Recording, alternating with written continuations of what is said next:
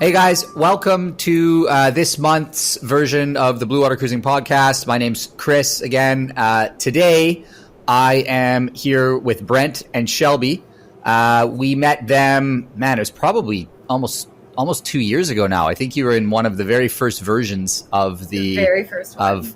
Yeah, you were in the very first one. All right. That was at that time, I think, known as Confused to Captain, into what has turned into this whole program that we run with Bluewater Cruising. And you guys have been out now cruising for two. This is your second season, I think you said. Yes. So super excited to hop on with you. I know that when we were just chatting here beforehand, you've said that there's been some ups and downs.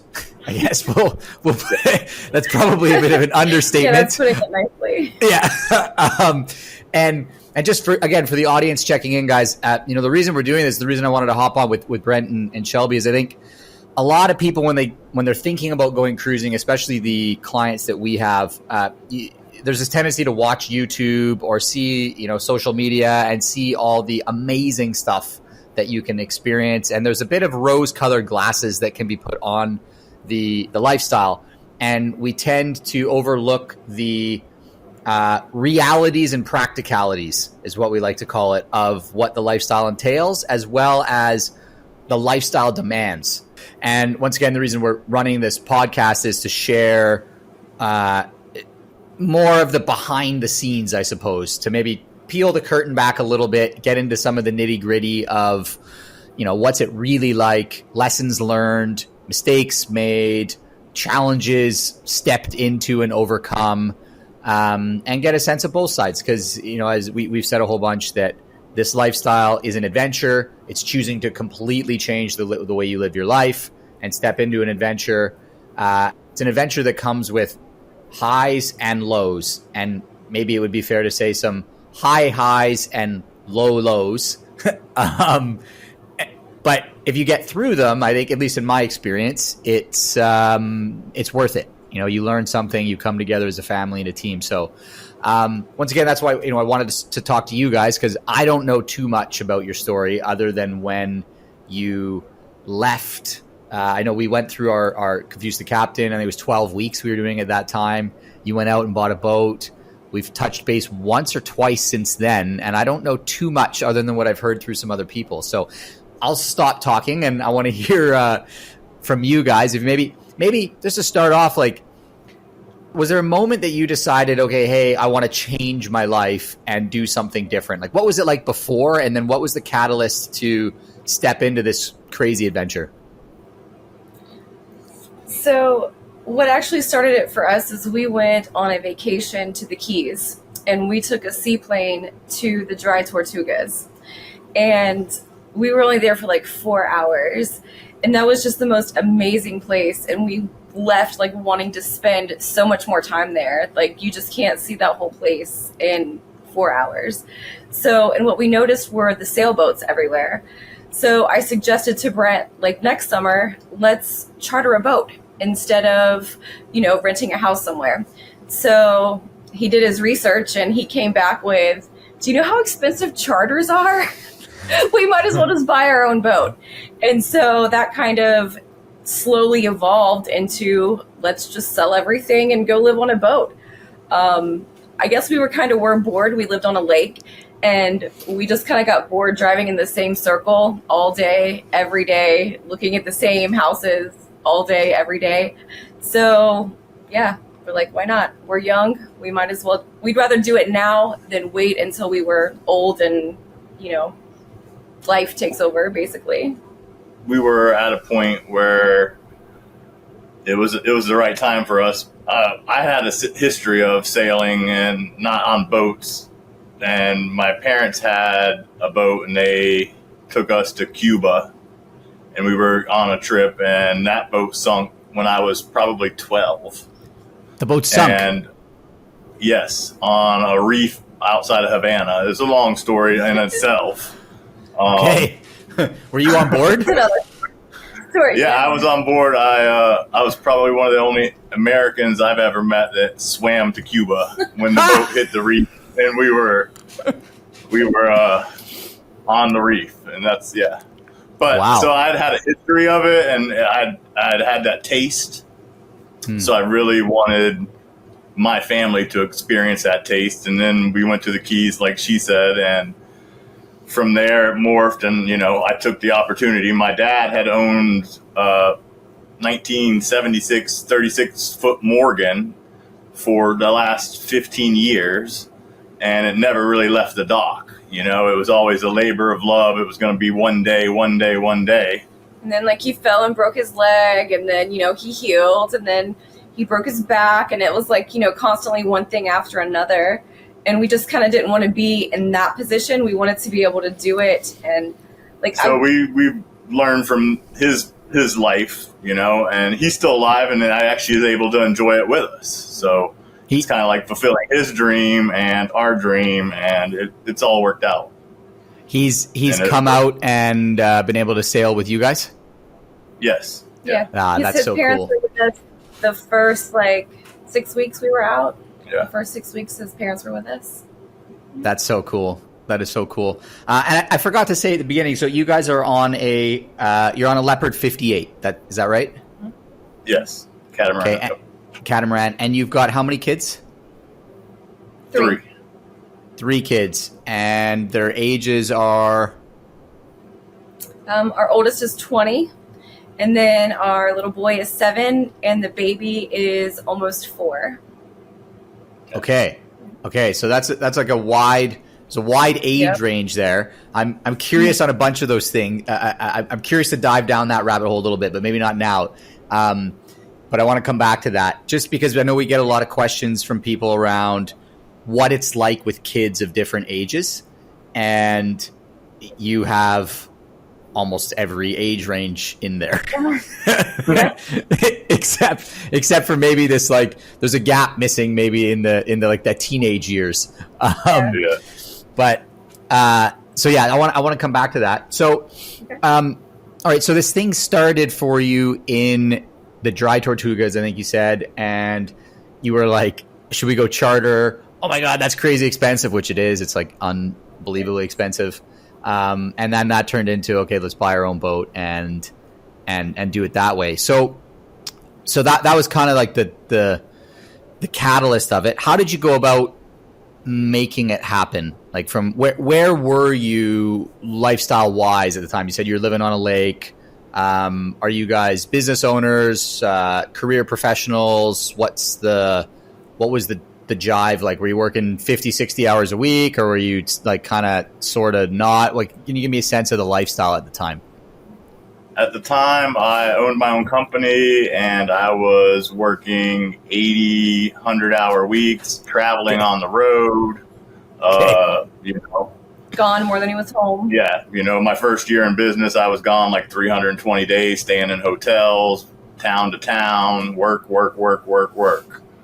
Okay. And then we had kids, and as the kids got older, I wanted to be around more. I didn't want to miss it on round 2. And, you know, at a certain point, the drive to get money didn't do it for me anymore, you know?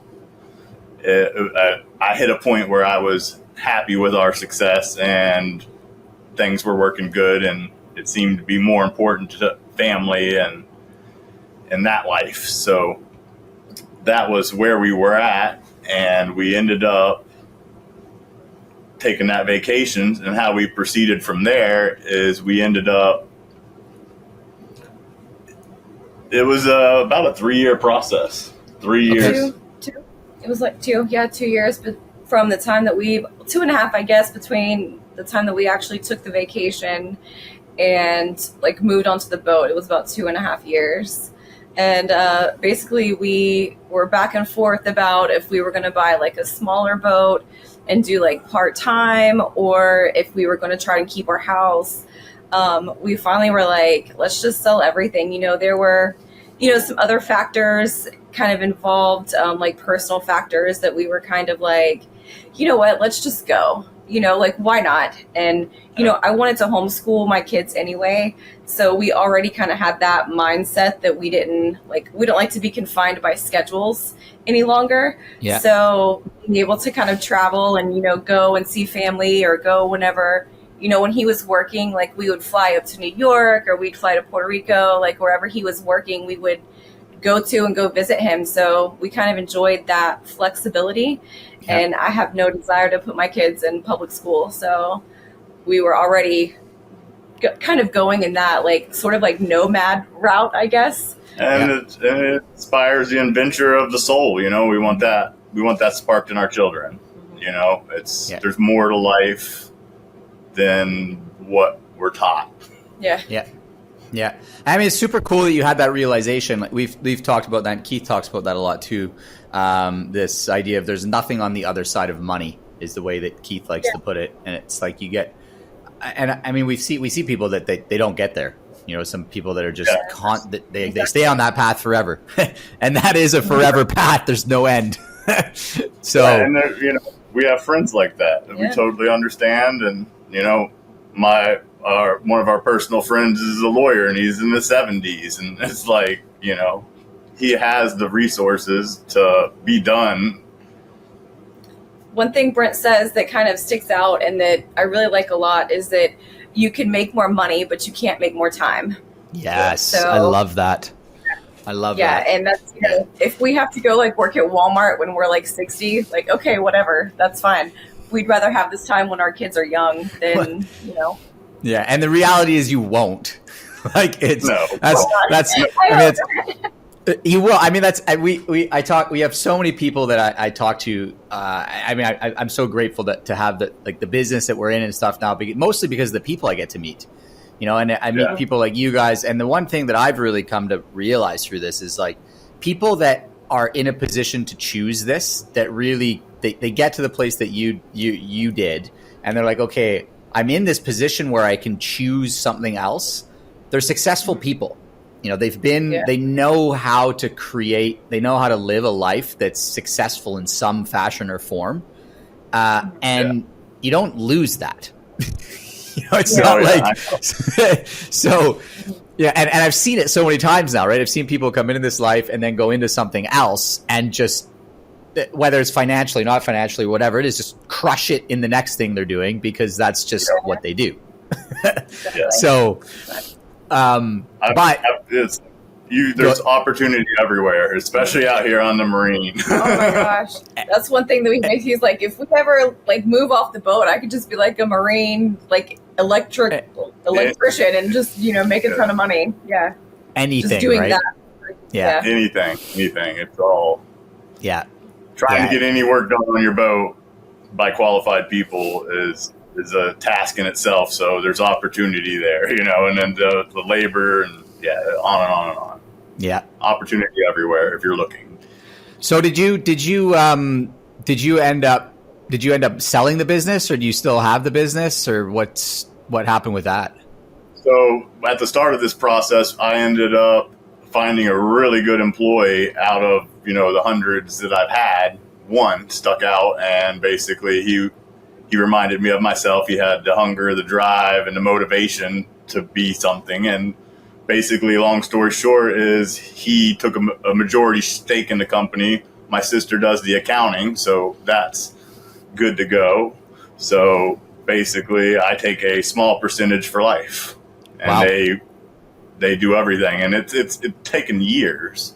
Yeah. The first year he took over, they were calling me all the time, all types of questions. I was still managing lots of aspects, and then 2 years in. Yeah, they just kind of slowly step back from his and then leadership position. By the time we left, I was never getting calls. Right. They ran it perfectly, So it just runs in the background, and then we just collect a little bit from that, enough to kind of. And my sister keeps me apprised, and everybody keeps me up to date when I talk to them a couple times a year. And perfect. And then we sold our house. We had boats. We sold all of our boats and all of our toys, golf carts and 4-wheelers and that kind of stuff. We kind of sold pretty much everything.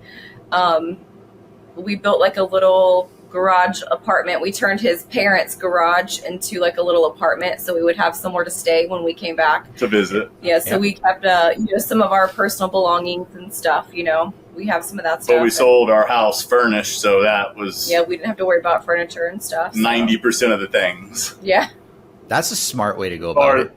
As far as bulkness, we kept sentimentals, and that was understood. Yeah, that's a smart way to go about it, though, because then you don't have to deal with that's a big headache for a lot of people. All the stuff they've collected over the years. Yeah, and it just in our situation, it just end up in a bin. It's all replaceable. Just things. Things we're gonna have to deal with it, and they'll just get molded and destroyed just by not being used or whatever. Yeah, so, we had to add different properties, and as we condensed. At one point, we owned like 12 properties. 12 properties, a couple VRBOs. We sold all those off, and we condensed all those things. So, when at our final house, we had like 4 houses worth of crap. So we were just constantly trying to get rid of things. And by the end, we were like, we don't want any of this. Like giving things away. Take this. Do you want this couch? You can have it. I love this thing that you said that you can always make more money, but you can't make more time. And I think that particularly rings true for me anyway, in the sense of my kids. It's like, yes, for me too, but it's also the time that I get to spend with my children. You can't make that. I know that's for Keith too. He says that to me a lot so my youngest is 7 now. And he said to me the other day too, we were on a call and she came and wanted to have a little snuggle and things like that. And he just said, he's like, Chris, like, I hope you are really, like in the moment for that and appreciating that and acknowledging that, because it's not going to be there forever. It's going to go. And you can't make that again, right? You can't. So, and that's part of us having a 20-year-old, we see that, we've seen all the steps. We see how fast it goes. Yeah. It's a blink of an eye. Yeah. Yeah. So in that sense, and I'll get back to kind of the transition phase, but have you, going from where you were at, you said you were working 80, 100 hours a week, which is absolutely insane. I've been there before too.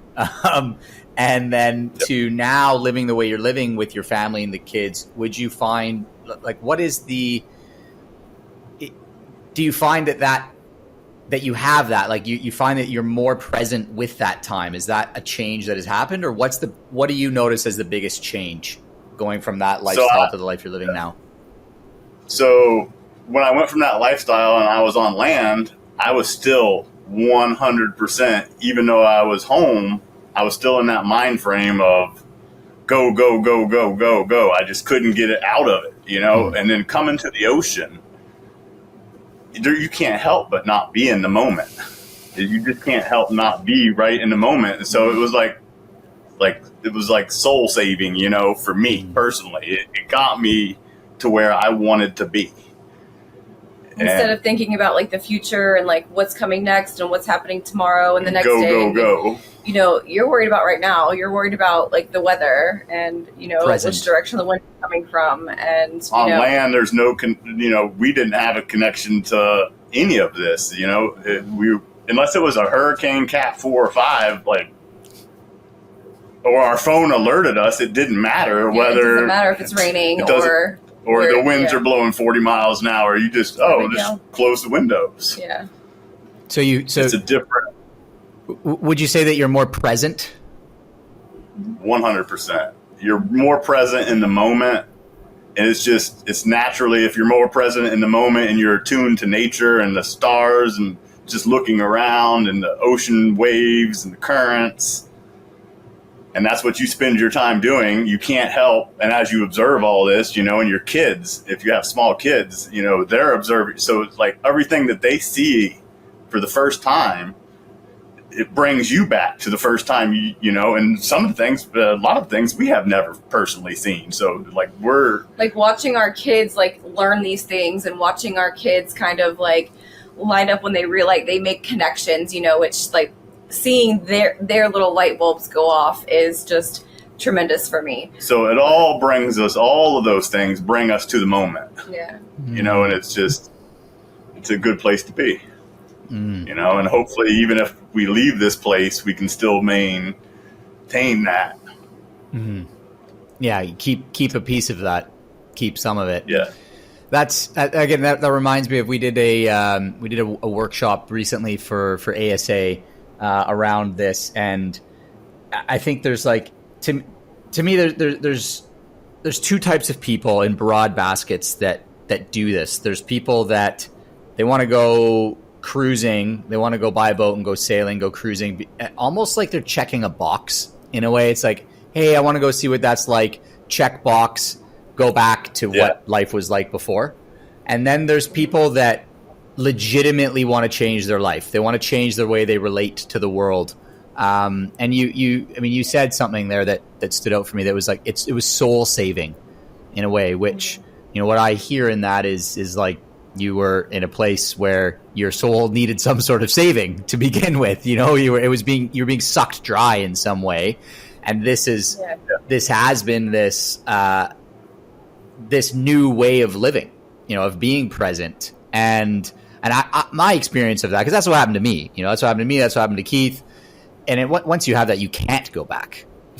You don't. It's not possible because it's too painful for me in my personal experience. To be like, hey, I'm gonna go live the way that I lived now 7 years ago. It's just like, no, it's not. I can't do it. Well, like the thought of that, even though we've only been kind of doing this for a year or so, like the thought of going back to that life right now, it like turns my stomach. Like I would not, like we just spent, 6 months basically back on land, not by choice. And like, that was the most miserable 6 months, like not miserable. It wasn't miserable because we were together and everyone was okay. But just, getting a taste of this and then having to kind of be stuck on land for so long, it was like just very disheartening, I guess, Yeah. No, I totally know. I mean, I've been through that. So tell me a bit about in the transition process, what are some of the hard lessons or the difficult things that came up as a part of that process? Because I think the one side of it is it's great to have this kind of hindsight of, hey, I was put in this position where I'm forced to slow down, forced to do this, forced to do that. But there's things that come up that force you to do that are not necessarily so pleasant at the time. Maybe. Do you know what I mean? Yeah.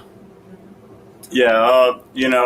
I was running a company, being all over the place, having employees in 4 different states at a time, problems everywhere. And I tried to manage my family like the company, and basically that doesn't work well. That's an understatement, I think.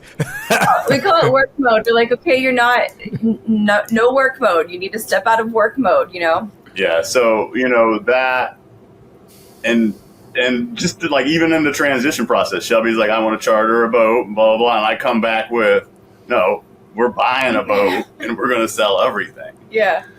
And that was that alone, because she was like, no. Wait a second, I just wanted a vacation. It did take me a little while to get on board with like the whole idea of like, let's just sell everything and, leave our family behind and leave. There's security there. It's easy, there's a lot of security. So that transition, there were some bumps in the road there, but, at the end of the day, I think that we absolutely made the best decision. And then Shelby's slow to change. So after, she doesn't like change. So after 6 months, she absorbed it, and now she's all in. Yeah. Yeah. Probably as much or more so than me. Yeah. Yeah. So that's a beautiful thing. And I just had to give her time, and that's all it was. And and other transition issues was selling our house. We had a massive property. Like, we built that house. We love our place. Like, we had a beautiful place on the lake, like, and kind of giving up that, like, that sense of community, that we had kind of built there. So that was hard too, And just, it took our house a year to sell. That was an issue, It was a luxury property, so it basically needed a special buyer. You're looking for the 1%, Yeah. top 5%. Yeah. So, and I think, I mean, the theme I pick up in that is in order to change, in order to fully step into this new way of living and this lifestyle cruising, you had to give up stuff. You had to give up the house. Shelby, you had to give up, the security in a sense, and that it really is. You need to give up the security. I really think that freedom and security are a trade-off. You can't have both. Yes. And then Brent, it sounds like you had to give up, almost like you had to give up a part of yourself, which was like this work mode, mode, Brent. Yeah. That's like, hey, the go ahead. Consumerism, Yes. the consumerism is part of that. That's when I say soul sucking. It's that more, bigger, better, faster, newer. It's just holy. Like you can work till you're in the grave, and you'll just never keep up with the next door neighbors, or there's just never enough. Yeah, there's never enough. That's something that's come up for me a lot recently too, is that consumerism. And I've come to this place where I think, let me know if you think you resonate with this. So, but I think like consumerism in a way is like, it's the new religion of the West. Like it is. People are and like a religion in the sense that like people are devoted to it. They devote everything towards this idea, and it's what we're taught. Yeah, it's what you're fed. You're fed it from, every angle. So when we first moved into our house at the lake, we didn't have internet at the beginning, but we did have like direct TV. And so our kids would watch TV for the very first time with commercials.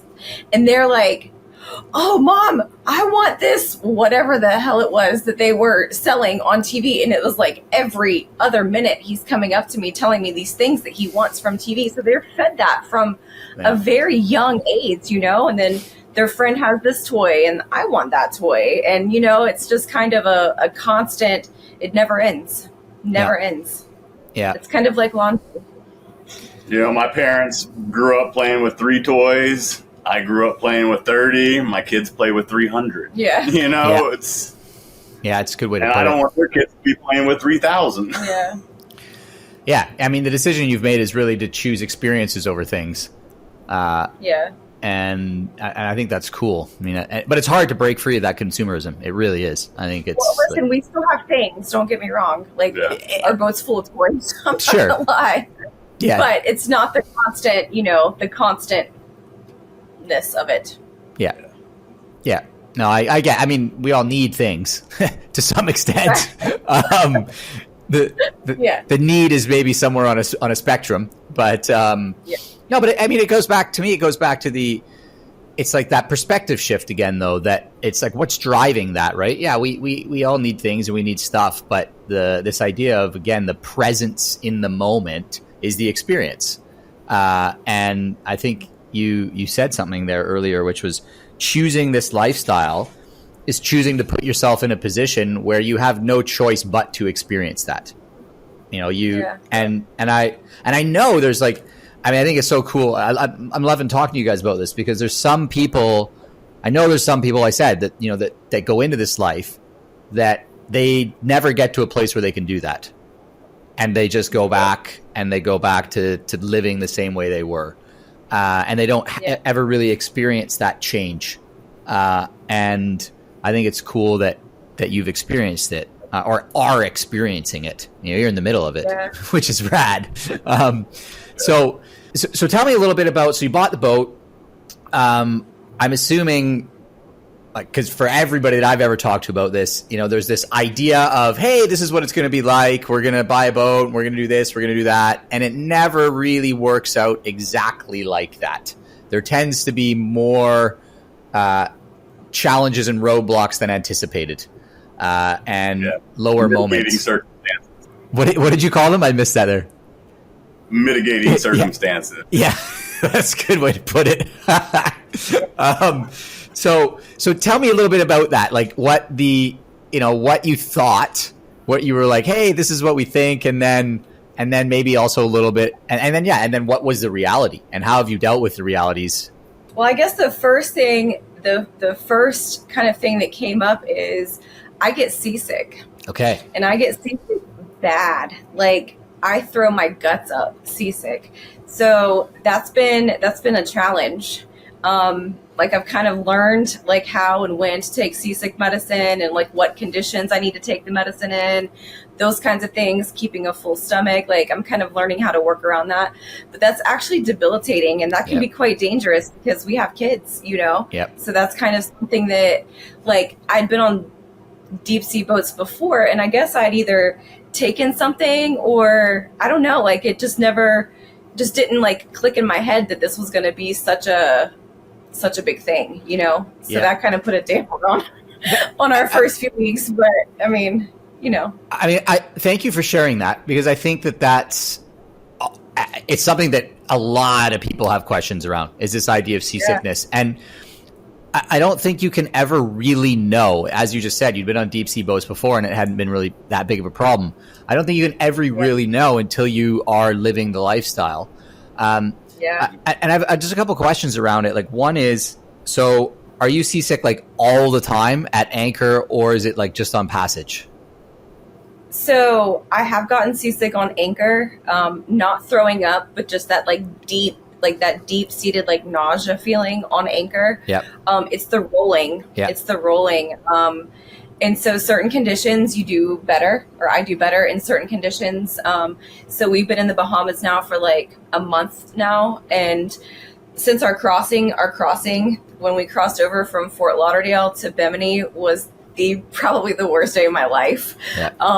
It was horrible. And then it was even rolly. So it was the day before Christmas Eve. So we spent Christmas Eve and Christmas in Bimini in a rolly anchorage. Yeah. And like, I never fully like recovered from being like seasick from that first time. So I was like dehydrated. And so for like the first 5 days, it was just awful. It didn't matter where we were. But after I kind of got back and I was rehydrated and like started to feel better, like I haven't gotten sick since. Like, I haven't even taken medicine since then. Cool. But again, we're in the Bahamas. We're in the right season. We're in the Exuma chain now. And so, you know, we can stay kind of on the bay side and not, you know, experience 5-foot waves, you know. So it's makes a difference. There's some anchorages that you do feel, I'm like, maybe I don't feel great, but not to the point that it's debilitating. So it really depends for me. It depends on like circumstance, which way the waves are other than from. when we were in Bimini, we've had the opportunity to find sheltered spots. Yeah. Where good anchorages. But Bimini, it's a tough little spot right off it's so tiny. There's not a lot of protection, and you're right off the Gulf Stream. Yeah. It's not. Yeah. It's not ideal. No. I mean, I think this comes back to these realities and practicalities, right? Like, I think that seasickness is just a reality of the lifestyle. I think, in my experience, everybody gets seasick at some point. It just depends. You know, people have different thresholds of what they're able to tolerate or not. And once it happens, you're like, you're done.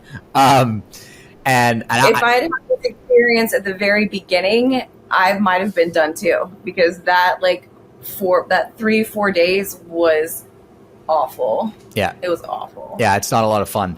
I've been sick like that before, and it's terrible. It is truly debilitating. Can be. So our 20-year-old gets seasick, and our 7-year-old does not, and our 3.5-year-old does not. The kids don't, and I don't. Random, eh? This is so random. We haven't hit that. Yeah, we haven't hit that. That all of us have gotten seasick, but Anna and Shelby are definitely sensitive to it. I think so this is my experience of it. I'd be curious to know how it goes for you, is because Sayo, my wife, gets seasick, and she, we were full-time cruising for almost 4 years. By the end of it, I think the body adapts. I really do, because she was in an environment in the beginning where she would have been not in a good spot, was totally fine by the end. And so I don't have any, it's completely anecdotal. There's no like science or anything behind that, but I think that the body adapts. I also think you nailed it, which is something like that is goes down to these realities and practicalities. And it's like, how do you choose conditions that are conducive to what you need to be in? Like we did this thing with Keith the other day, this weather, he was crossing the Atlantic, and there's some people that are like, yeah, I want to go in the wind and I want to sail fast, and he's like, that route for me, I'm going to go this route down here that is downwind the whole way, pretty chill, not too big of seas, and he's like, that route up there, that route's the divorce lawyer route. I'm not going that route. Yeah. And it's like, because Renee gets seasick too, and so he knows, like, I'm not doing that. And it's just this whole, it's a team, right? So you have to work as a team. Yeah. You have to work as a team. That means we might lift the motor a little more than the average sailor. Yeah. And I'm okay with that. Yeah, totally. That's what I tell Shelby. She's like, this boat can't sail. I was like, no, it can sail. You don't want to go out on the days it can sail. Yeah. That reminds me of a time here in Indonesia when we first came here. We were in this place called the Banda Island Groups. And then it was during COVID and we had to go somewhere else. And it was like a 4-day trip or 3.5-day trip.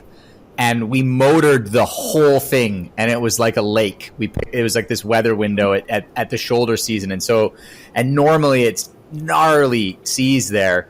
Yeah. And so I was like, "This is amazing!" Like she's having a ball. So that's me. Yeah. No, that's cool. That's amazing. Okay, so the seasickness thing was a bit of a surprise. Anything else that's come up for you guys? Buying the boat that was an event. That was a story by itself. Basically, we put an offer in on this boat. Well, after we saw it, we knew this was one we wanted. We kind of zoned in on Leopard 50 around that range, and this one came up, and the extra 8 feet, and I was like, yeah, I'll take it. And we put an offer in, a low ball offer, because that's what we could afford to do, Yep. It was out of our price range. And we were kind of like, why is she showing us this boat? We can't afford this boat. And so then she came back to us and she's like, they've already turned down one offer and they're kicking themselves for it. It would be worth it just to throw out an offer. And so we did. We throw out a super, super low ball offer and they jumped immediately, right? And they signed the contract. Sea trial day comes and they fly in from California. The owners do. Well, first of all, they're late getting there, and so like their agent left them on the dock because they were late. Well, so we have draft, and we can only be hauled out at high tide. So we have to get the boat out and back in with water. So there's time constraints. So we left the dock without them. So they met us at haul out, and they got on the boat, and the wife was immediately trashing the boat. Like, this is wrong. This is wrong. That's broken. This has never worked. Like, so all of these things. Leopard's crap. Like, all of these things. And the husband was kind of like looking at her like stop. Like, shut up. Come on, are you serious? Like, but and then she just kept going on and on and on. And our broker pulled us to the side and was like, listen, if you kick back on anything, they're going to drop the sale. They had another offer that was higher than ours. And so they wanted to back out of our deal and sell it to the other person, like, obviously. Yeah. But but it was still a good enough deal for us that we just took it how it was, and anything that came up on the survey. But to the point, small things, it wasn't anything big. But she ended up like contacting us after the fact. Was like, if you guys want to back out, like, it's okay. We know you have young kids, this and that. And then like wouldn't drop it. She called back again and offered us $100,000 to back out of this deal of the contract. Brent's like, we have money. We don't vote. Yeah. We need a vote. And in my other 99% of life, I would have backed out of the deal, took the cash, and called myself a winner. But in this instance, I was already all in. We had already sold our house. Like, we were ready to go. We needed a vote. Everything had timed up, and it timed up perfectly for us. And yeah, so I wasn't backing away, and I basically said, no, I'm following through. And out of an act of sheer vengeance, she kind of came and stripped the linens Yeah, they and stripped the the boat. silverware and Oh, the plates. Mm-hmm. And, you know, all the things that weren't listed on, but it was common courtesy, you know, who's going to take and the linens? Yeah, and like we even asked them, like, we want like everything for the sea trial, like everything that's supposed to be here, like we want it here. If it's supposed to be gone, like we want to see what we're getting, right? Yeah. And then and they took like the little like man overboard like throw ring, you know, that had the name of the boat on it. Like they took all this stupid stuff. So, but they also left tons of other things that you know that she probably didn't even know about. Like, you know, they like never 20 PFDs floatable plus 20 other ones that are like the Coast Guard ones. They left so much. You know, at the end of the day, I just said let it be, and you know, Farmer will get them. Yeah. So that was you got a good like deal. You got a boat. Go cruising. Yep. It was water under the bridge. So I mean that whole, you know, we thought that was like the beginning of the very beginning. It got to the point where the last conversation I had with the owners, I was like, listen, man, I'm not a bad guy. I just wanted to buy a boat for cash. Like, I thought it's supposed to be the happiest day. The day you buy a boat, the day you sell a boat. I don't. Yeah. You know? Like, and then they were like, yeah, you know, it's not you, it's blah, blah, blah, the brokers, whatever. it's the this. And they would, like, so we have the Ghost security system, and they would not like give us like the login, like they wouldn't. So there's cameras all over the boat. There's cameras, and they were telling us even that day, they're like, yeah, we were watching you guys on the cameras all over our boat. So we took possession of the boat, and they were still watching us on their cameras. So yeah, they wouldn't give us the logins for the cameras for like a week until I literally blew a gasket and was like, listen, I'm gonna get my attorney involved. Yeah, I started emailing my attorney and CCing all the brokers, and like literally within 24 hours. Yeah. Oh, I'm sorry. It was on another email account that I didn't see. Yeah. Right. It was. So that was. We didn't get keys to the boat. We didn't. I had to fight to get the keys. I had to fight to get the ghost. I had to fight. It was just Other than handing the boat to me. So the boat buying process was a bit of an emotional roller coaster. Yeah. Yes, that was a step we had to get past, and then also just selling all your things. That's an emotional roller coaster. Getting rid of everything. I'm not a materialistic person in general, but letting all that go. Yeah. That's. You shed a tear there. Yeah. Yeah. So, and then buying the boat, and then transitioning to the boat. Now all the things that we kept. Yeah, like trying to find a place for everything, trying to put them on the boat. Yeah, yeah. Where does it all go? Just like, and we had this idea of what we were going to bring, so I bring trucks loads of crap to the boat, and then once it gets here, we're like, well, we don't need this. Yeah. We don't need that. So I ended up taking truckloads away from the boat. Yeah. And do you think that in the boat, I'm curious about this whole, what you went through in the boat buying process. Do you think that there was anything in hindsight, now having gone through that, anything that you could have done differently in the process to mitigate the emotional up and down of it, or some of the fallout, or what happened? Or is it, knowing now what you know, is there anything you would have done differently? Well, number one, I wouldn't have given the owner my phone number. I would have let the brokers deal with it all, But I was also under the impression, I'm going to want to be friends with this person. I'm going to want to be able to communicate. We want to be able to get information. How does the toilet? Where's this? Yeah.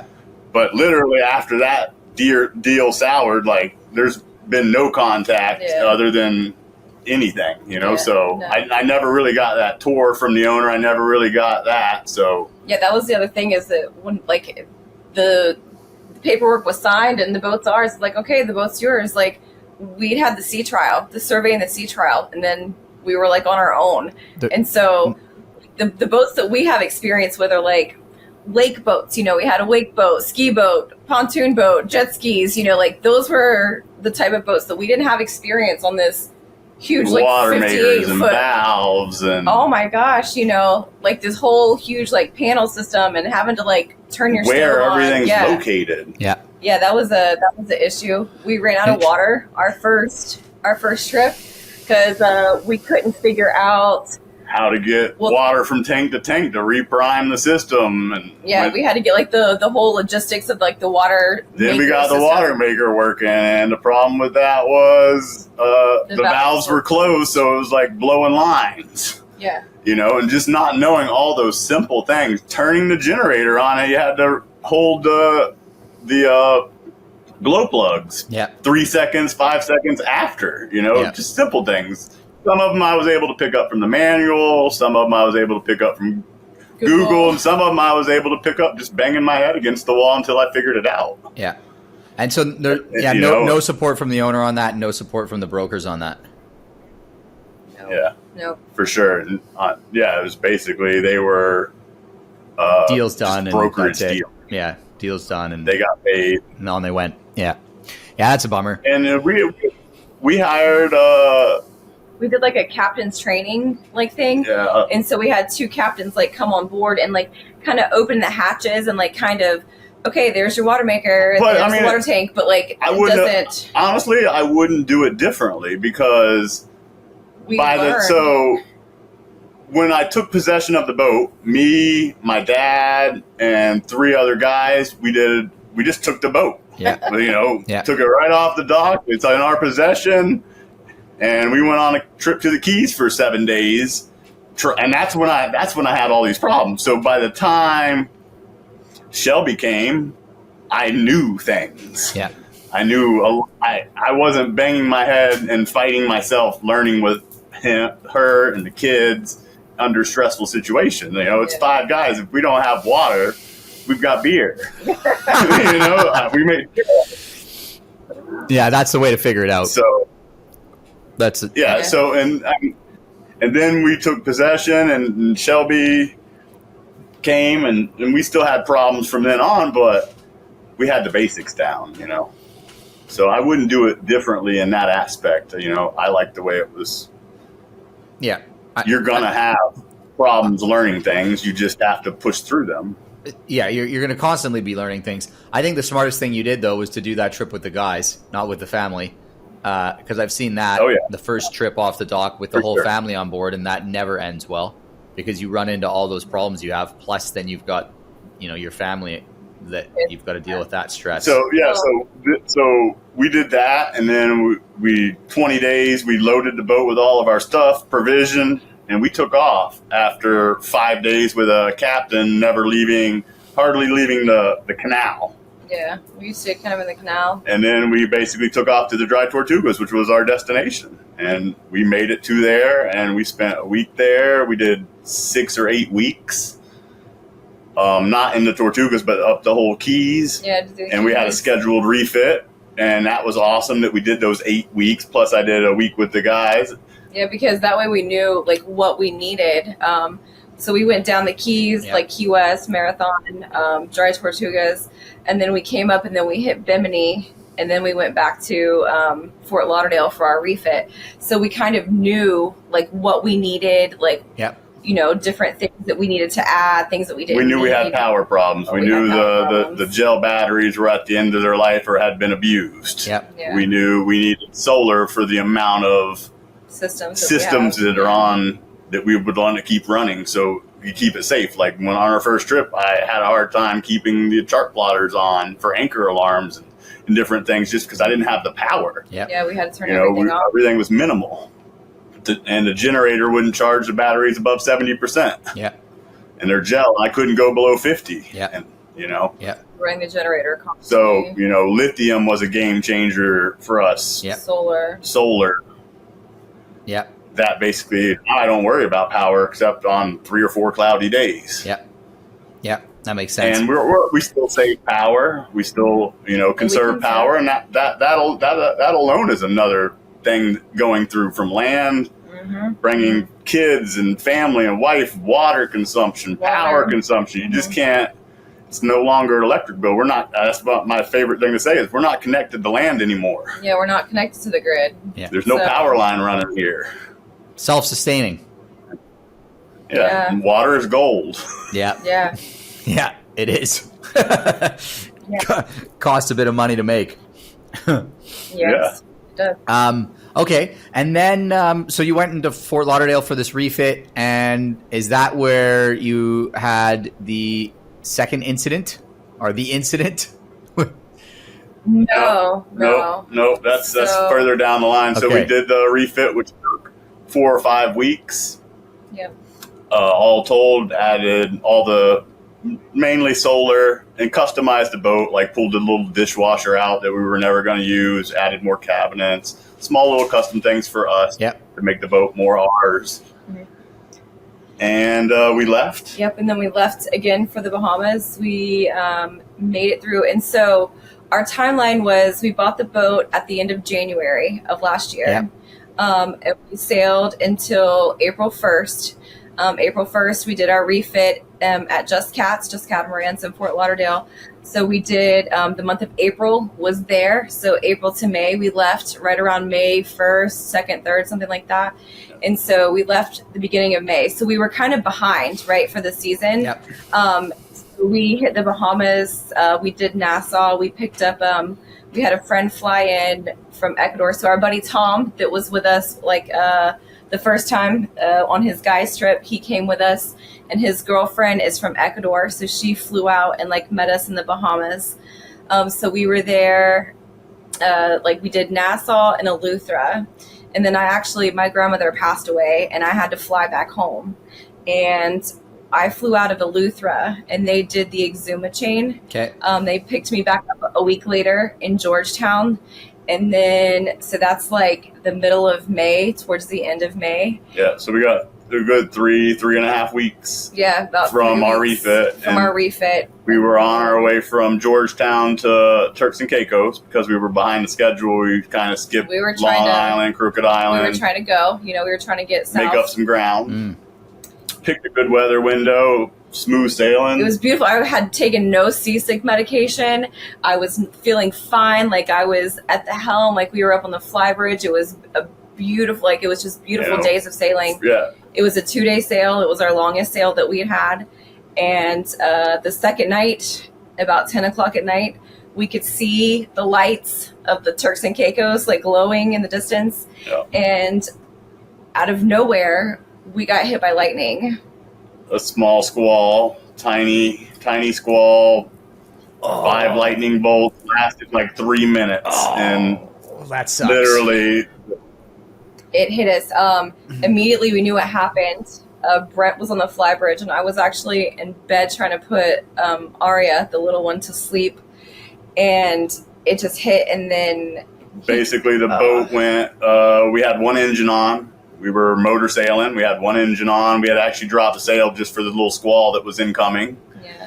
We had one engine on, and all the electronics, that engine died immediately. The chart plotter, all the lights went black. We're in the middle of the ocean, 10 miles off the Turks and Caicos, and pitch black. So I'm on the flybridge when this occurs. I come downstairs and everybody's okay. But we have black smoke pouring out of our front. The starboard hole. Front starboard hole. There's smoke pouring out. So plus there's this loud, you could just hear it, it's like an electric motor running, which I immediately thought was bilges. So I start slamming open bilges, seeing where water ingress is coming. This is 10 o'clock at night, pitch black. None of our lights work. We're using flashlights. It's smoky, and so it hit the mast and it went down and went out the bow thruster. And the bow thruster is in my son's bathroom floor. Thank God he was not in his bathroom. But so that's what was making all that noise, and he ended up having to disconnect it from the battery. It wouldn't turn off. So once I realized the bilges, we weren't sinking. Now, where's the smoke coming from? And I realized it was the bow thruster. It was on autopilot. It was just going It was crazy. just going crazy. Yeah. And spinning us in circles. And I literally, luckily, you know, in that 9 weeks prior, I had learned where all the batteries were. All so I ran up there, opened the battery cases, yanked the cords right off the batteries, and blam, the bow thruster dies. Stopped. And so once we realized that we were not on fire and we were not sinking, it was like, during this process, Shelby has all the kids strapping up with life jackets. I thought we were fixing to have to like bail out in our life raft. Like, that's what I'm thinking. It was traumatic. It was traumatic for a little bit. My kids were freaked out. Everyone was freaked out, obviously. Yeah. They ended up getting the dinghy off, and they were trying to tow the dinghy because we wanted to have something in the water just in case, like, you know, if we needed to go to shore, who knows? Like, we don't know. Like, we were just in this like kind of state of shock, kind of like you don't really, and you feel like you have to do something, right? Like, you've got to do something. You can't just. Eventually, we realized there was nothing we could do, and we just had to float. You couldn't start the engines again. So we have 2020 Yanmars with all the electronic sensors. Yeah. They're electronic controlled. There's all the electronic sensors, which make them fuel efficient, which is a good thing. You know, but with an older engine, it can get struck by lightning and keep chugging right along. Keeps running. We're not there. Yeah. We have electronic throttles, electronic engines, everything's, you know, electronic. 2020 with the fuel emission standards and all that go along with it. So how did you move? So you sail? That night, this happened at 10 o'clock at night. You know, we were in panic mode. It was 11 o'clock, and we were like, you know, we need to we're not sinking, we're not on fire, we need to just stop. Yeah. Because everything is just like happening. Yeah, like your emotions, like your adrenaline, like everything is just like full on. So we dropped the dinghy because as soon as the 5-minute squall passed, there was no wind because that was the window we picked to make it a smooth passage. So we couldn't sail. We sailed a little bit like the next morning from like 5 to 7, like sailed very slowly. Yeah, we got hit 10 miles off, and then we drifted 15 to 17 miles off overnight because we just basically stopped. We got the dinghy in the water, which was a task in itself because the motors that control that were the platform. So we had to figure out a way to get that down. Yeah. And once we got that down, we tried to pull with the dinghy a little bit, and we weren't having any success. Now we're pushing midnight, you know, and I was like, we just said, no, we just got to stop. Yeah. And so we were going to make this problem worse. Yeah. And so one of the things that we had just had done at Just Cats was we had a second inverter installed. So we have originally a 5K inverter, and just turning that thing on burns so much power by itself that we opted for 240 volt 5K. Yeah. So we opted for a second smaller one to 120 just to run the fridges, our outlets and stuff. Yeah. And not even the fridges, they're all 12. Yeah. But all the TV, the outlets, whatever. Yeah. All of the 120. So the 5K inverter was turned off. Okay. So that actually was still good. Yeah. And so we were able to connect so that was Starlink after we decided not to stop. Yeah. Everybody went to sleep. And I spent all night. I couldn't go to sleep. Yeah. You know, they were at least in their bedrooms pretending to sleep. Yeah. No one got a lot of sleep that night. Well, I was up all night long, you know, just thinking, you know, trying to get the engines working. Yeah. You know, and that was hours, you know, and then blam, I got Starlink working on the inverter that was off and started figuring out what was actually fried, what wasn't fried, what worked, what halfway worked. And we sent our coordinates to like his parents and like let them know like this is what happened. Like, contact this marina in the morning if you haven't heard from us. Like, these are our coordinates, and just to kind of let someone on land like know. They knew our path and they knew when we should be there, but I just wanted to give them up to date because it's better to people to know. So that was all night long. Yeah. And then when the sun rose, we sailed for a couple hours. We made it from 18 miles to like 9 miles off the coast. The wind died again.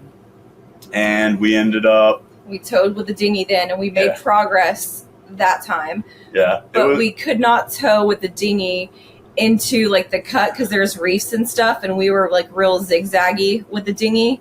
So, and we learned if you're towing with your dinghy, you need a couple 100 feet of lines to give yourself some maneuverability. As opposed, we couldn't hip tie because the waves were too big. It would have just smashed the dinghy. A short line, the catamaran's ripping me around. And so that next morning I wake up seasick. Like I wake up and I don't know if it was the adrenaline. We weren't moving, and now the sea state had picked up a little bit. We were supposed to already be in, and this wouldn't have affected us. Yeah. So I was feeling sick that next day.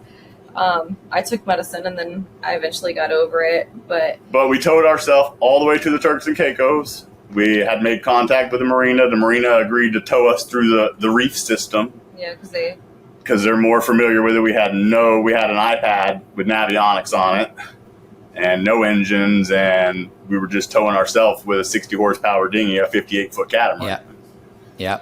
So I was like, having been with my parents, putting a boat on a reef, sinking boat, I was fully aware that problems escalate. Yes. Mm-hmm. So, I was fully aware of that situation, and I was like, just tow me through the reef to the marina. If I can do this myself, but this is a time to get some help. Yeah. So, because I didn't want to end up on either side of the reef or in a bad situation. We had timed it. We had paused outside the channel, and we were at the right time. We could have pushed through with the currents. It's just wasn't worth it. Wasn't worth it. Get help if so help's anyway, available, for that's sure. where we got our towed right into the marina. Once we got into the marina, we were there. Well, so and also touching land, it felt like the greatest accomplishment of our life. Yeah, like stepping foot on that, it was like, oh, you want to kiss the ground, But what's even scarier is so when we were floating that whole next day, because they didn't the marina didn't get out there until like 3 or 4 in the afternoon, and it was still a long tow to get us in through the reef and into their marina. We didn't get there till like 11 o'clock at night. So during the next day, there's squalls all around us, right? We start seeing water spouts. Like there's water spouts forming, and we're like, I have pictures of it. We're looking, and I'm like, if this a can't mile get any away, worse, there's like, a water spout. There was several. Like it wasn't just like one. It was like 3 different water spouts. We're like, oh my God, like, what can we do? Like, there is absolutely nothing that we could do. Mm-hmm. You're just a sitting duck. We tow away. We tow away from it. That was just to add fuel to the fire. Like, just. Wow. So we make it to the Turks and Caicos, and the marina there was super nice. They were like, we're seafaring people, don't worry about this. Here's some beer. Tell us your story. They're like feeding us wine. Like they gave me a box of wine. They're like, you need this. So we're drinking like boxed wine and beer at like 11 o'clock at night. And these are people we've never met. Yeah. And, they're friends now. We're definitely going back to the Turks and Caicos. Yeah. And so I was these like, people on our own terms. Yeah. I was like, I'm never going back there. Brent's like, yes, we are. We're going on our own terms. We're not going to let that define our time there. And I was like, okay, you're okay. Cool. Okay. Cool. And so we're going. So you got in there, and then I'm assuming you got the boat, running? Yep. Or did they? So we ordered engine parts, and we put all the engine parts on ourselves to get the engines operating again. We called our people that we had been dealing with at Just Catamarans, and they helped us, once all the components were installed, stuff still wasn't working. So they helped us troubleshoot that and get past that little hurdle of it. And once we got past that, we had the engines running, but we had no throttles. Because the throttles were discontinued, so we couldn't ship those. We had to have, that was going to be a big workaround, which later it ended up being. Yeah. Basically replaced the throttles with ZFs. Yeah. So we stayed at Turks and Caicos about 2 weeks, and then I flew home with the kids because we didn't really want the kids to be on that, journey home. Brent and then his dad and his buddy Tom, they flew out and they sailed the boat back. They had to hand steer the boat back from the Turks and Caicos to Fort Lauderdale. Because too many systems were out. 4 days. Oh, that day and sucks. night. 24 hours a day, hand steering the boat. We had no anchor. I mean, we could emergency drop it, but the windlass wasn't working. We had no windlass. The bow thruster wasn't working. But literally, none of the chart plotters, radars. Yeah, they got back AIS, with iPad and iPhones. Whoa. Yeah, iPad, hand steered for 4.5 days. To Fort Lauderdale. Like 600 miles to Lauderdale. Yep. Oh, that. And that was deciding where to go. We could have went to Puerto Rico. Do we go back to Lauderdale? Do we go to the Virgin Islands? We can make all of those places and try to get repairs. Yeah. Where do we go? Yeah. Why did you decide on Lauderdale? So just the complexity of the systems, and I knew the people that I was working with, I wasn't going to pay their learning curve. Yeah. And I didn't know what I didn't know about all the other places. So, but we were confident with Just Cats. I wasn't going to pay for their learning curve. I may pay their premium price for their labor. But we didn't want to pay somebody else, in Puerto Rico, the BVI. To learn on my boat. Yeah. Did you have insurance? No, we were self-insured. Oh, so we took this as a man. It was a hit. A literal hit. Yeah. And that was not something that we had planned on. That was not part of our financial plan. But honestly, if we'd had insurance, it was like we were looking at different insurance plans, and it was going to be like $100,000 deductible for a lightning strike. So we were about even anyway, honestly. It ended up, that's after the fact. It ended up working out. Yeah. Once you figured it all out, and I'm personally averse to insurance. The whole premise of it, everything I've done that I didn't have to have insurance. I mean, obviously we have health insurance. The mandatory, but you can insure everything in your life if you want to, and you can still get hit by lightning. Yeah, and they'll still not pay out because your fire extinguisher was out of date. Yeah, that's true. Yeah. Okay. But that was us. We took the hit. We get back to Lauderdale. 3 weeks later, we're all back on the boat, family, everything. It's kind of like our back to the boat. It's here in Lauderdale. We made it back. Yep, we're gonna tough this out, and we were gonna stick it out on the dock, and we were gonna because I'm gonna be there, help fixing the boat, learning things as things are fixed. Yeah, and I want the family there as much as possible because I don't want it. This is what we decided. Yeah, so it's not fair for me to just be there for the whole process. We were gonna do it together. So we were at his parents' house, and so we're from the Gainesville area, which is a 5-hour drive from Fort Lauderdale. Okay. So we were close enough to drive, but that's a drive. Yeah. It's not just let's go down to the boat real quick, So anyway, this is 3 weeks, 2 weeks in the Turks and Caicos, a week to get back, and a couple days to just relax, and then now we're back at the boat. We come back to the boat. We 3 weeks after we got struck again at the marina. What? Right at the marina. At Harbortown Marina. While we were on the boat. We spent one night the next day, and there was lightning. That time I was scared. There was lightning popping off everywhere to the point I have a little bit of PTSD from lightning. It freaks me out. Enough. Rightfully so. Fair enough. I was hiding in my cabin, and I'm okay, well, I have to make lunch. So I came up, and I was just starting to make lunch for everyone, and it hit us again, and I'm this did not just happen. Unreal. This did not happen. So everything that had been fixed got fried. Everything that didn't get fried the only thing we had fixed at that point in time was the engines. So now it was just all the ECUs, fuel centers, all that stuff again, alternators on the engines, and then on top of that, the thing. So we weren't hooked to shore power our first strike. Yeah, we didn't have our 240-volt system active. Online. Well, it was active. Oh. We had the ACs on. We had so all the things that didn't get fried the first time that we were oh man, this is nice. We still have X, Y, and Z. It's all gone. It's all fried. All the electrical components on that. So it might not have doubled the damage, but it definitely added to it significantly. And not just that, but the first time it was okay, it is what it is, this kind of thing happens. The second time that we got hit, we were that hit our heart, it hit us in our soul, you know what I mean? It was just so disheartening. Yeah. the whole trip home, like, I don't even think we spoke a word to each other, like, the whole ride home.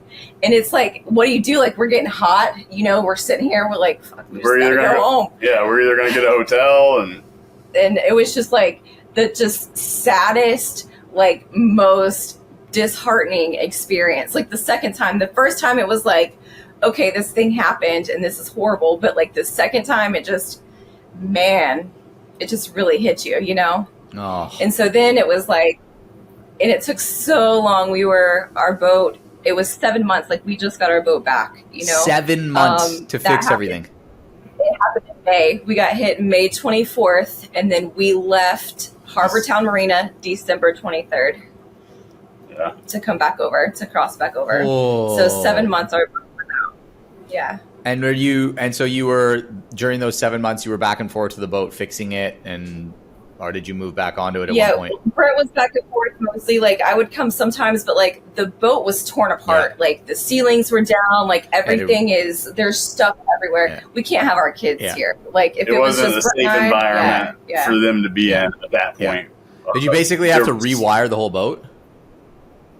So all the wiring ended up being fine. It was all the devices that the wire was connected to. It was all the electrical components, every single circuit board. Everywhere. That was, yeah. So the wire ended up being okay. There was, our lithium batteries survived. There was still our solar panels, 5 out of the 6 big ones. One of them had a fault and had to be replaced.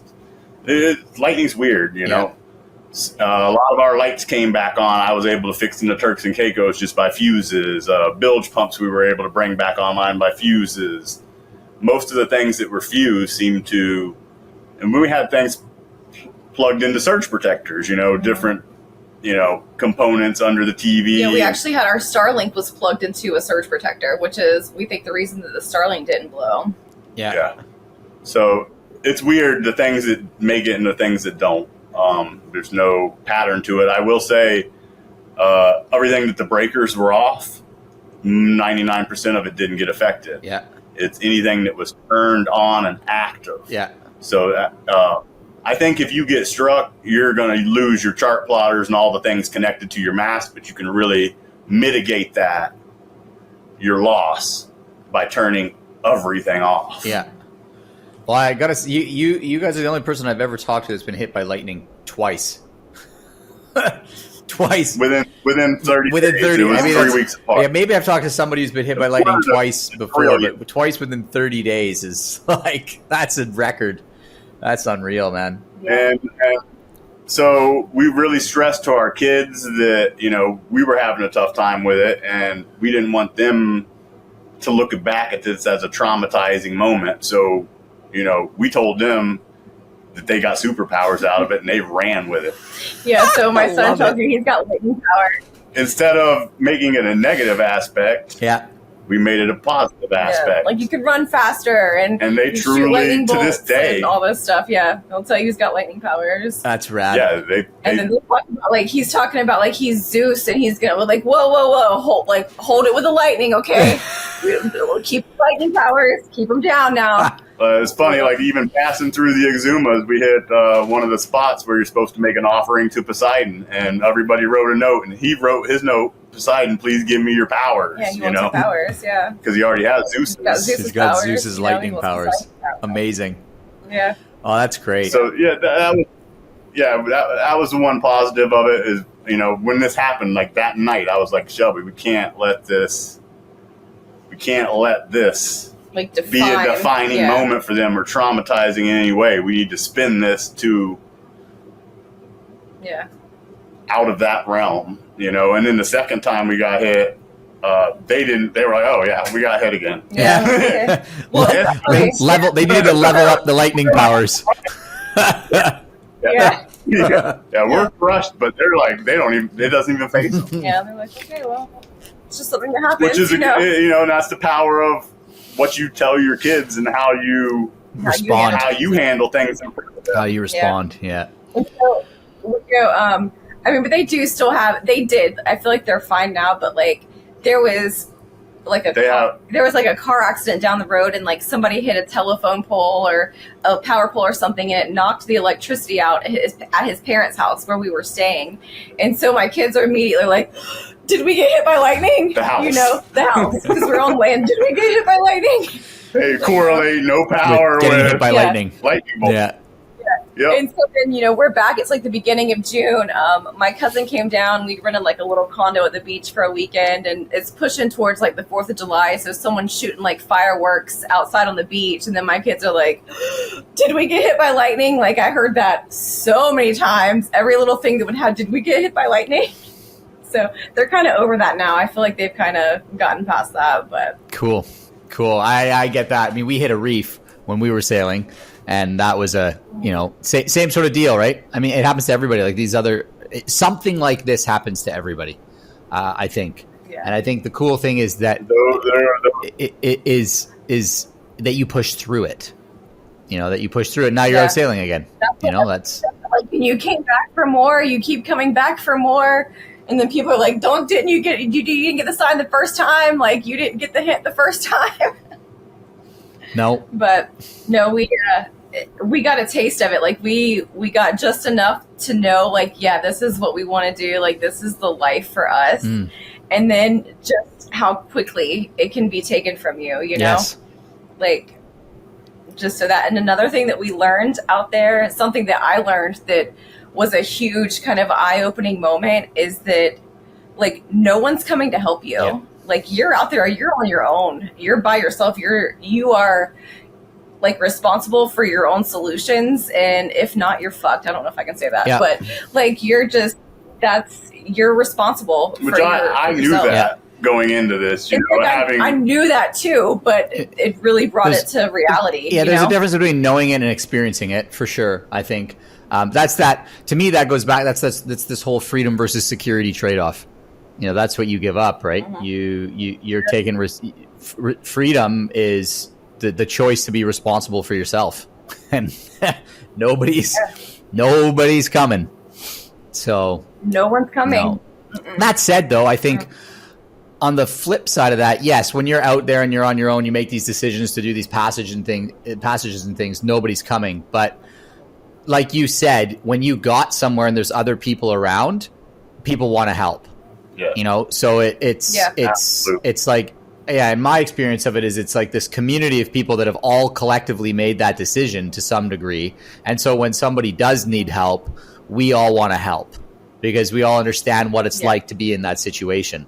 At least that's my experience of it. I remember like I was in Fiji on this island called Malolo, and a guy drove his boat onto the reef. And middle of the night, not middle of the night, but like dark, it was like 10 p.m. and gusted, like blowing 25 knots onshore, and he drove his boat onto the reef. And there was like 5 or 6 of us that came out of the anchorage in our dinghy, and we were out there for probably 5 hours trying to drag his boat off the reef, you know, and it's, like, I don't know. I don't think people in that's special to me about the cruising community. It's like, yes, you're on your own. And he really probably had that feeling too. Like, cause the next day he's like, oh man, I got to deal with this mess now. You know, like his boat was off the reef, but he'd wrecked it pretty bad. But there are people that will help. So. Absolutely. Man, we could have asked for assistance out on the high sea, but there was a tanker out there. We were trying to radio him, and we didn't know if our radio was working. Like, we could hear, but like no one was really responding. And so, but they flashed their lights at us, and we flashed back, and that was kind of all that happened. I feel like and if I we was were just like issuing a pan, and they, stay away from me. I'm a vessel that's lost propulsion, just drifting out here. Yeah. And I wasn't really asking for their help. You know? We weren't in a Mayday situation. Like, luckily, we weren't there.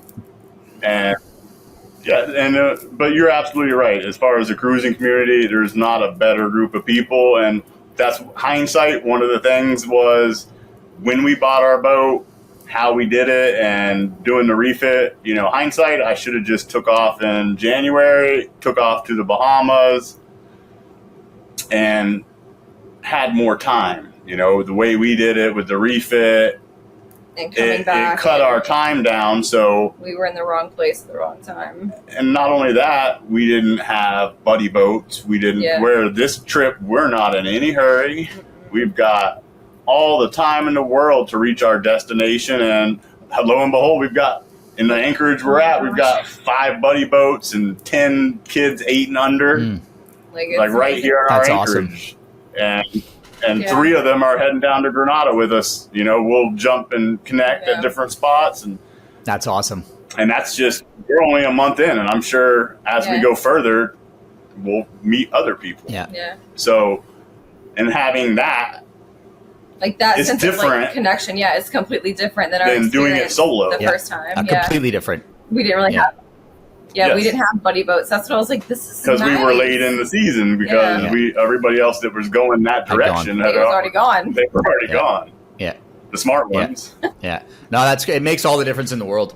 Makes all, especially with kids on board, sailing with other people. It's like really. I did the same thing when I started. We sailed the first 6 months or whatever mostly on our own, and then had the same realization. This is why am I doing this? It's way better. It's way better as a group. It wasn't like it, we didn't realize it. So the first people that we actually met at Harbor Town before we left. Like, we're getting ready. They came in and we see where we were parked. We were parked up against the haul out. So that's what we did is we just watched the boats going up and down, in and out all day. And we see this boat pull up. And the first thing that caught my attention was the netting around the front. And I was like, They have kids. And then they have this big solar array. And I was like, that looks like that could be a kid boat, So then lo and behold, we see 2 kids and we're like, these are the first kids we've seen in a month since we've been here. So we actually moved back onto the boat around Thanksgiving. So we spent a month at Harbor Town, actually living on the boat. And we're like, there's some kids. So they are our best boat buddies now. They spent our son's birthday with us, and they're going to Granada. We're heading to Granada. So it's been really nice having them, and they already had a connection. They had this whole group that they were a part of. And so this is their 3rd season in the Bahamas. So they kind of they know spots that that we hadn't been to before, and they're like, this place is amazing. So it's really nice to kind of get, not just playmates for our kids, but some insider information. It's really nice to kind of have that. It's important to the community. That's so cool. It's been great. That's so cool. Yeah, that's amazing. Awesome. What would you say? I mean, that's the story's amazing. That I'm just blown away. You got hit by lightning twice, and then you're still going. It's so cool. What would you say if you had to sum everything up, kind of based on what you've been through to get to where you're at now, and you had to share with people? People watching the podcast are often people that are just thinking about getting out cruising. They haven't necessarily taken any steps to do it yet. They're thinking, hey, maybe this is what I want to do with my life. I want to make this decision, make this change. What's something that one piece of advice or wisdom that you've learned going through it and having lived it that you'd want to share with them? I don't know.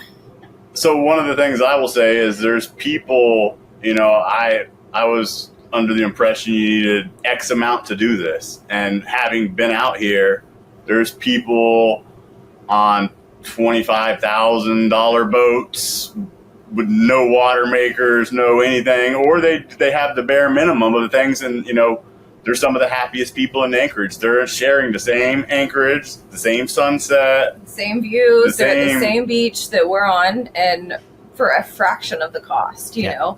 It absolutely can be done on a very small budget. You absolutely all the way up to, there's super yachts parked out there. Yeah. At whatever amount they cost. So there's people on all spectrums out here, and my advice would be to go now. Make it work now, because you're not getting any younger, and life, there's a lot of people that die with dreams deferred. Yeah. And that's okay, but just be prepared. I couldn't defer the dream to a point where I wanted to at least do it.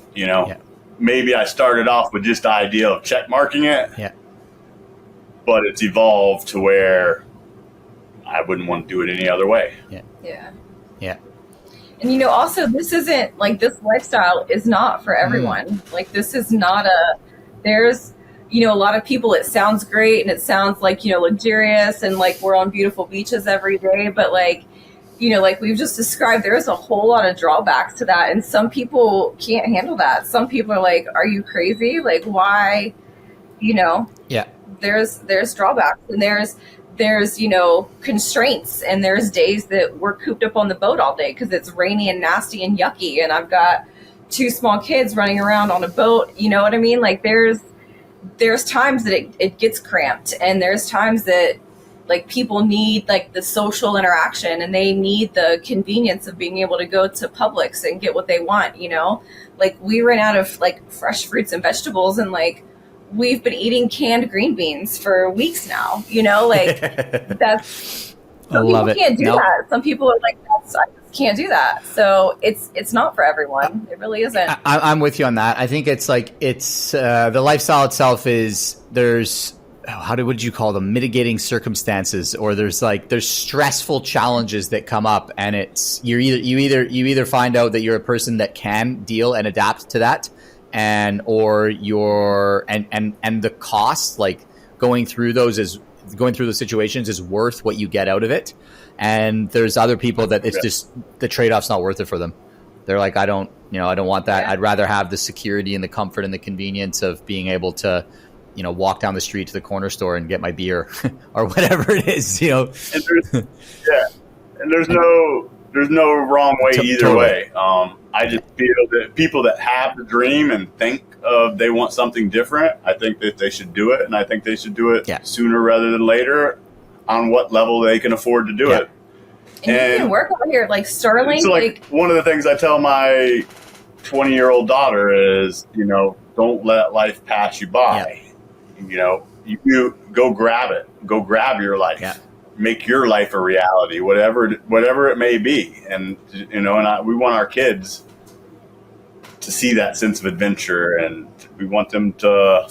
Another thing, like we want our kids to see us like solving problems. Like, we come across something and like, whatever's broken, and like it's they on see us like to fix it. We have to fix it. Makes them more resilient, and it kind of and they learn things, and they see like mom and dad don't give up. They push through it. They take the right steps and make the right choices to solve the problem, whatever it may be. And that would definitely be another piece of advice is mechanical aptitude on. You don't have to be a rocket scientist. These things are not complicated, but you at least need to know how pumps work, and just basic things that I picked up when I was a kid growing up. Just paying attention, and some people have that mechanical aptitude, and some people don't do an office job and they never pick up those. They don't pick up tools, I came into this with electrical skills and mechanical aptitude, and knowing how to turn screws and wrenches and saws, and having made thousands of mistakes at work, and knowing different things. So, and networking. New boats are so networked. Everything is connected. That's connected. And this is everything is so connected. Yeah, it's like a smart home. Yeah. Which with more systems, and that'd be another piece of advice. You don't need all these systems. More complexity. They're just right. Yeah. So cool. Okay, and then what would you say, like, having gone through this, is the biggest the thing that you've seen, or the biggest takeaway that you've had as like a family or as individuals from making the change? One of the biggest lessons you've learned, or the biggest perspective shift that you've had? Oh no, I feel like we're closer. I feel like all of us are. So like Anna, our oldest, whenever we all kind of moved back and to settled down for that 6 months in like Gainesville, she was actually not staying with us at first. And she like missed us terribly. And she's like, I miss my baby sister. I miss my brother. Like, I miss you guys. And so she ended up moving back like with us. And I don't know, I feel like our time on the boat just like made us like closer and tighter, even though it was, a short period of time. And then, it just like really brings us together, and there's not a ton of external influences. So it's just us, you know, and I don't know. I think it's made us closer. You're either gonna you put everybody on a small confined space. You're either gonna gel together as a team, like bond, and or it's gonna be a mutiny. I mean, there's only two options. It's true.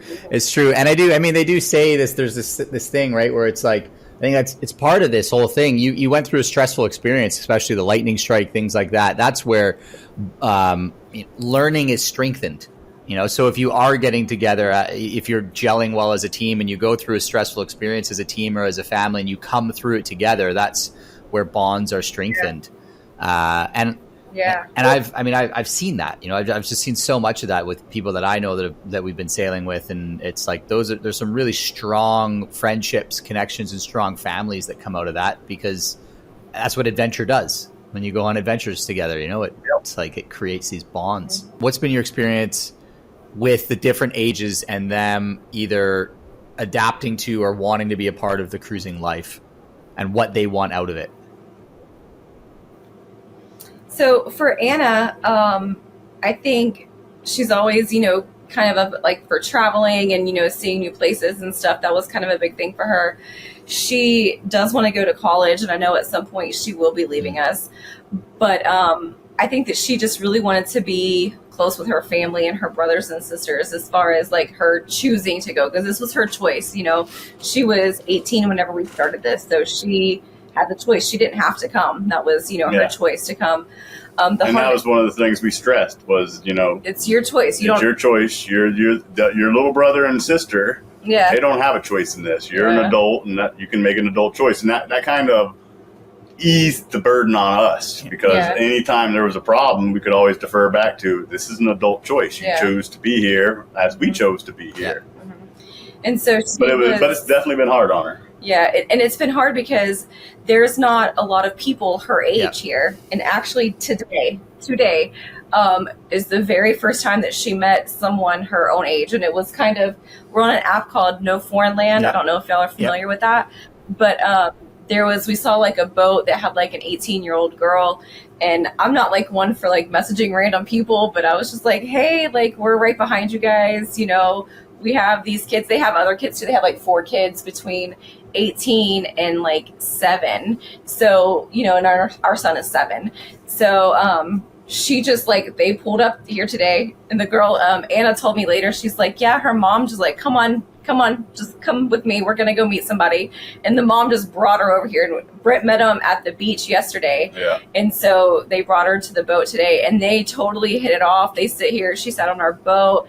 Like they chit chat. Like they were here for hours. So today is the very first day that she's met someone her own age that she kind of vibes with. So I'm so happy for that. But like the kids, like the little kids are fine. Like they can play with anybody, like get along with anybody. And since we left Fort Lauderdale, we've basically had buddy boats. Like we've had kids for them to play with the whole time. So they're having the time of their life. Yeah, like they're fine. And like we homeschooled before, so it wasn't like they had this huge like friend group that they were leaving. You know, he had friends, like lake friends, and you know, he still has friends that we visit when we go home, but it's not like that. You know, and I will say about kids, that was one of our impetuses for getting going, is we didn't want to be battling 14-year-old, 12-year-old. Yeah. We truly believe if you're going to take your kid do this, take them out when they're young. Yeah. Let them learn into this lifestyle, and you can always take them back to reality. Yeah. Which I wouldn't want to, honestly. But to take a 12-year-old or a 14-year-old or a 16-year-old, like to pull them away from like the society that they know, it would be hard on them, you know. And not saying it can't be done, and so, but we wanted to get our kids before they formed all those bonds and attachments, and I really think that that's the best if you can do it, you know. Obviously, having young kids and having the resources and the drive to do this is hard enough. There's like 4 other families with kids like our kids' ages and younger. So, in this Anchorage right now. Right here, yeah. It's becoming more and more accessible. I think, from just Yeah. because of Starlink, because people. Yeah, I know a lot of people that worry about small kids, you know, and there's 18 months olds out here. There's babies. Yeah. You know, that anyway. Yeah. That's kind of where I was. We went sailing when my youngest was 4 months old, so I lived that one, and. What? Yeah, and I mean the Starlink thing I think is the thing, because people can, you know, maybe they're not going to work full time, but they can work a little bit online to defray the cost, you know, from a financial standpoint. Yeah. And that's probably the single probably the single biggest change that I've seen in the last 2 years is the amount of people that are considering this now, because maybe you know they're not going to work full time, but they're going to work part time, and that's enough to, with whatever else they've got saved, to be able to go start, you know, and see where it takes them. So, I mean, I love that. I think it's the coolest thing ever. So, well, and we talk about how did people do this before Starlink? Like, what did you guys do? How did that work? Never mind before Starlink. Like, it was like before GPS. How did people? You know? Yeah. Would pay for that. I know. And jerry cans of water. Like, I don't know. It's a completely different world. Even before Starlink, because I cruised before Starlink, and Keith and I were talking about that the other day, and it's mind blowing the impact that it's had. Because we would go offline for months, like disconnected. Yeah. In areas in the South Pacific where there was no cell service, there was nothing. You know, there was nothing, and now, I mean, I met people. We went to islands in Papua New Guinea and in the Solomon Islands that. Their only contact with the world was cruisers that came, and there was a handful that would come, or a cargo ship that would come once a year. And now these communities have satellite internet. You know, it's like wild. The world's transforming. Unbelievably fast too. So, cool. I mean, last question would be: so you guys did go through our course. How did you find that in helping you get ready to go? Did you guys find it valuable? Did you? Yeah. How was your experience with that whole thing? I feel like we learned a lot. We learned a lot from that course. There was a lot of things. I feel like obviously a ton of stuff that we didn't know, but a lot of stuff that like makes sense, especially after doing this, like redundant systems and stuff like having like a bigger chain, like bigger anchor, like stuff that we wouldn't normally. I would even go back to the very beginning. You know, when we started the course, our house wasn't listed for sale. You know, it was maybe we're going to do this, but we hadn't worked out all the details. You know, and then just taking the class and listening to just go do it. You know, you don't need all this. You don't. Well, just do it sooner. And that was a motivating drive of, they're right. They're absolutely right. So just at the very beginning level, you know, within 30, 45 days, the class was during the class period is when our house actually got listed. I mean, we were in the process of thinking about listing it, but we hadn't taken the step. And then there was like something, I don't know if you said it or Keith said it or somebody, but like if you wait for the right time, like you're going to be waiting forever. Like the time is never going to be perfect if you're waiting for the perfect circumstances. And that was something that we had to kind of really embrace that, because you know, it's like, well, this has to happen and this has to happen, and like Aria has to be swimming and she has to be potty trained, and like we have to sell all of our, like all these different things had to happen in order for this to work. And that really honestly was not the case. You know, those things didn't. I mean, we needed the money obviously, but like, you know, getting past the things we thought were roadblocks that weren't really roadblocks. They were just mental roadblocks. Yes. I'll agree with that for sure. And that was like, that's like, I don't know. And then, you know, the whole concept of your crew has to get along with you and it has to be everybody's choice. That's the first 2 weeks of the class, I think. For us, it was.